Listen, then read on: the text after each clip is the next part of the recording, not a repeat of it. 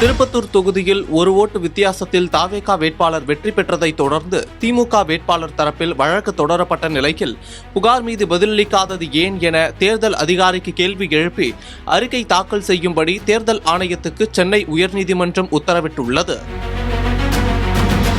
நடந்து முடிந்த சட்டப்பேரவை தேர்தலில் சிவகங்கை மாவட்டம் திருப்பத்தூர் தொகுதியில் தாவேகா வேட்பாளர் சீனிவாச சேதுபதி 83,365 வாக்குகளையும், திமுக வேட்பாளர் பெரிய கருப்பன் 83,364 வாக்குகளையும் பெற்றிருந்தனர். திமுக வேட்பாளர் பெரிய கருப்பனை விட ஒரு வாக்கு வித்தியாசத்தில் தாவேகா வேட்பாளர் வெற்றி பெற்றதாக அறிவிக்கப்பட்டது.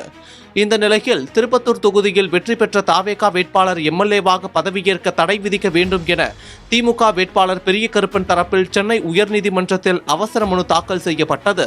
இந்த மனு நீதிபதி எல். விக்டோரியா கௌரி மற்றும் நீதிபதி என். செந்தில்குமார் ஆகியோர் அடங்கிய கோடை விடுமுறை கால சிறப்பு அமர்வு அவசர வழக்காக இன்று காலை 10:30 மணிக்கு விசாரணைக்கு வந்தது. அப்போது சிவகங்கை மாவட்டம் திருப்பத்தூர் தொகுதிக்குட்பட்ட தபால் வாக்குகள் தமிழகத்தில் வேலூர் அருகே உள்ள திருப்பத்தூர் மாவட்டத்திற்கு மாறியதாக எழுந்த புகார் மீது பதிலளிக்காதது ஏன் என்று நாளை அறிக்கை தாக்கல் செய்ய தலைமை தேர்தல் அதிகாரிக்கு உத்தரவிட்டு சென்னை உயர்நீதிமன்றம் வழக்கின் விசாரணையை நாளை ஒத்திவைத்துள்ளது.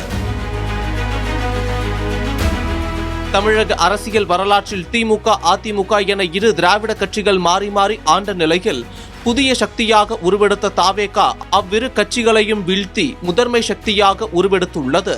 நடந்து முடிந்த தேர்தலில் கட்சி தொடங்கி 2 வருடமேயான விஜயின் தாவேகா வரலாறு காணாத வெற்றியை பதிவு செய்திருந்தாலும் திருப்பத்தூர் தொகுதியில் ஒரு ஓட்டு வித்தியாசத்தில் தாவேகா வேட்பாளர் வெற்றி பெற்றது உலக அளவில் கவனம் பெற்றது மட்டும் இல்லாமல் ஒரு ஓட்டின் முக்கியத்துவம் என்ன என்பது குறித்து மக்களிடையேவும் இளைஞர்கள் இடையேவும் விழிப்புணர்வாக அமைந்தது.